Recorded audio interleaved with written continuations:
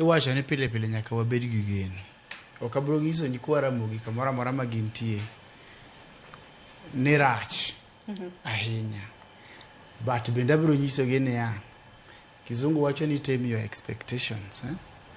Tiende ni geno mari to kik ikete malo. Kete aketa oreya moromre. Tiende ni ber malich dhi bet ka onge. Gimomiyo wacho ni ber malich onge, Sharon. Sirikal oketo mahino king'iyo kata kaka budget koro kaka olose, pesa ma gidwaro gi kaka gidhi choke, nikech ing'e ni ka gidwaro pesa to nyaka choke. Ok en pesa midwaro to dhi biro kende, nyaka choke.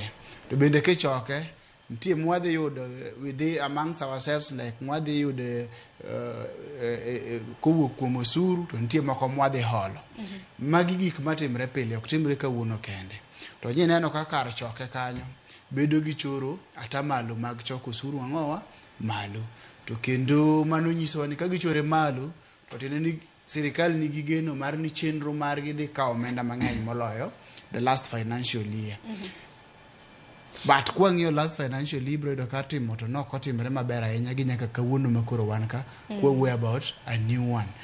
Koro gigi pod dhi timre mana kaka timre ga, nikech ka gichoro osuru malo to dhano be nyoko omedo omenda, income mar dhano kata yuto mar dhano be pod ni piny kacha to osuru ichoro malo.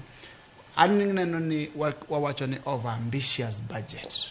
Koro over ambitious budget tiende niya, waketre geno mamalo moloyo gima wanyalo timre nade, wanyalo loso kata wanyalo timo wan wawegi.